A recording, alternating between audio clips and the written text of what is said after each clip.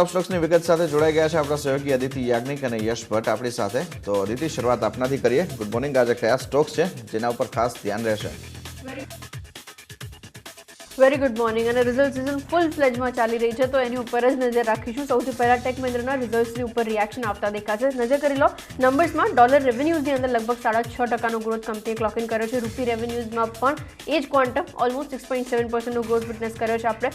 Profit front પર nearly 1% decline, જ્યારે માર્જિન્સની ઉપર આપણે સ્લાઇટ કાઇન્ડ ઓફ મૂવ જોઈ રહ્યા છીએ, બટ એટલો મોટો ક્વોન્ટમમાં નથી। તો નજર રાખો એબિટ નિયરલી 15.2%, 15.15% જે પાછા ક્વાર્ટરમાં હતું એની સામે આ વખતે કંપનીએ ક્લોક ઇન કર્યું છે। આખા રિઝલ્ટની અંદર એક વસ્તુ જે હાઇલાઇટ રહી, કંપનીએ એક્વિઝિશન અનાઉન્સ કર્યું છે લોડસ્ટોનનું $105 મિલિયન અરાઉન્ડ। તો એને લઈને સ્ટોક થોડોક વધારે ફોકસમાં રહેશે। પ્લસ જે પ્રમાણે કંપનીની ડીલ વિન્સ આવતી દેખાઈ છે એ પણ nearly $750 million around clock in થઈ છે, જે પાછલા ક્વાર્ટર અને એના કરતાં પણ પાછલા ક્વાર્ટર જે આપણે વાત કરીએ છીએ Q4 FY21ની અંદર હાઈએસ્ટ હતા ત્યાંથી સ્લાઇટલી ડિક્લાઇન કરી રહ્યા છે। અને FY20ની જો વાત કરવા જઈએ ત્યારે તો Q3ની અંદર જે નંબર્સ આવતા દેખાયા હતા એ nearly $1230 million around clock in કર્યા હતા। તો ત્યાંથી સ્લાઇટલી સ્લગિશ ટોન આવી રહ્યો છે। અને ગિવન ધ કન્ડિશન કે આપણે Q2ના આ નંબર્સ જે FY22ના જોઈ રહ્યા છીએ એ આ જ પેસ પર રહે છે કે નહીં નેક્સ્ટ ક્વાર્ટર માટે, એની ઉપર ખાસ નજર રાખતા રહીશું। નેટ હેડકાઉન્ટ એડિશન્સની ઉપર નજર કરી લો, નિયરલી 11.8% અરાઉન્ડ આવતા દેખાયા છે આ વખતે। પ્લસ જે લોડસ્ટોનના એક્વિઝિશનની જાહેરાત કરી છે એ કંપનીની અમુક ડિટેલ્સની ઉપર નજર કરી લો। આ કંપનીએ રેવન્યુઝ લગભગ $43 મિલિયન જેટલા ક્લોક ઇન કર્યા છે પાછલા વર્ષની અંદર। અને આ એક્વિઝિશન બાદ કંપનીનું જે end to end product quality assurance across hardware, software, data લેયર્સની અંદર આપણે જોઈ રહ્યા છે એનો બેનિફિટ કંપનીને ક્લિયરલી મળતો દેખાશે। તો સિનર્જી ગેઇન્સ કેવી રીતના વર્કઆઉટ કરે છે એ નજર રાખતા રહીશું। બટ ઓલ ઇન ઓલ આ નંબર જે કંપનીએ પોસ્ટ કર્યા છે આપણી એક્સપેક્ટેશન કરતાં થોડાક બેટર પેરામીટર્સ ઉપર છે। ટેક મહિન્દ્રા નજર રાખતા રહીશું રિઝલ્ટ રિએક્શન કેવી રીતના આવે છે એની પર। નેક્સ્ટ કાઉન્ટર જે વોચ આઉટ કરીશું ઇન્ડસ ટાવર્સનું છે। ઇન્ડસ ટાવર્સ માટે એક્સપેક્ટેડ હતું કે આ વખતે થોડુંક જે ટેન્ડન્સી એડિશન્સ છે એની અંદર પેસ સ્લો થતો દેખાશે, બટ ગિવન ધ કન્ડિશન કે થોડુંક રિપોર્ટિંગ મેનરિઝમ ચેન્જ થઈ છે, એક ઇફેક્ટ એના લીધે આવતો દેખાય છે। એની ઉપર જઈએ પહેલાં બાકીના નંબર્સ પર નજર કરી લો। રેવન્યુ ફ્રન્ટ પર નિયરલી 1% ઉછાળો કંપનીએ ક્લોક ઇન કર્યો છે।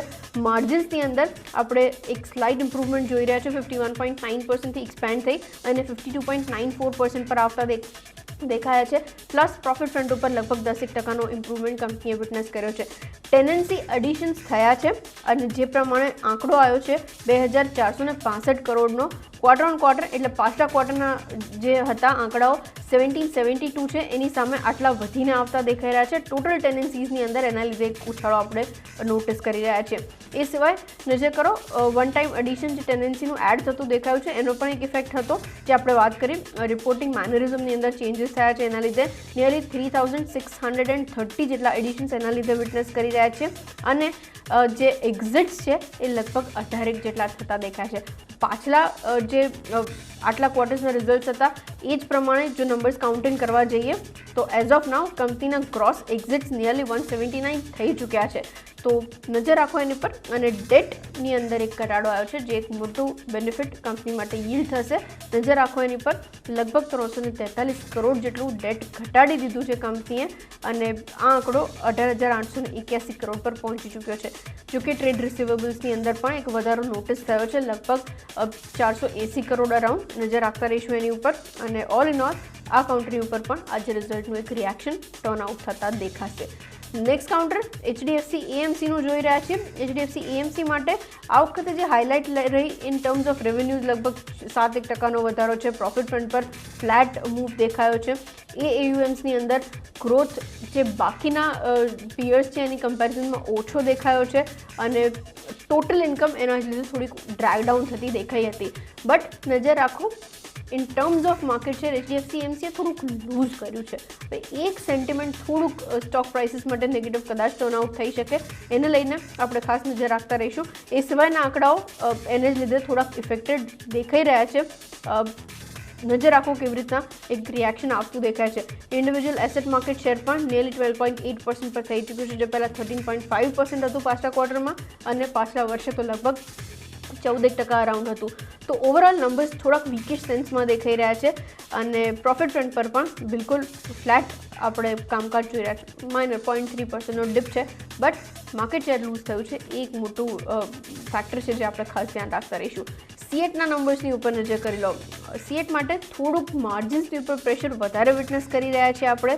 ઓપીએમસી શરૂઆત કરીએ. Operating profit margins nearly 14.6%થી shrink થઈ અને 8.9% પર આવતા દેખાયા છે, જે એક મોટો ફેક્ટર રહેશે. આજના દિવસે રિએક્શન્સ કેવી રીતના આવે છે એ પ્રમાણે. રેવન્યુઝમાં 24% અપ મૂવ છે, એબિટાની અંદર 25% ડાઉન મૂવ છે, પ્રોફિટ ફ્રન્ટ પર 76% ડાઉન મૂવ છે.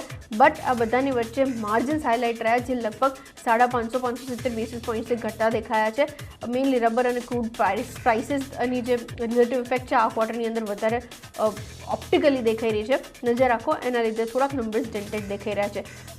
સાથે જ રેવન્યુઝ થોડાક બેટર, ડિમાન્ડ જે પાછી આવતી દેખાઈ રહી છે એના લીધે છે. બટ આખા નંબર્સની અંદર આ જે પ્રાઇસ હાઇક દેખાયા છે, સ્પેશિયલી રબર અને ક્રૂડ પ્રાઇસીસના, એના લીધે એક નેગેટિવ ઇફેક્ટ છે. નજર રાખતા રહીશું કેવી રીતના ટર્ન આઉટ થાય છે.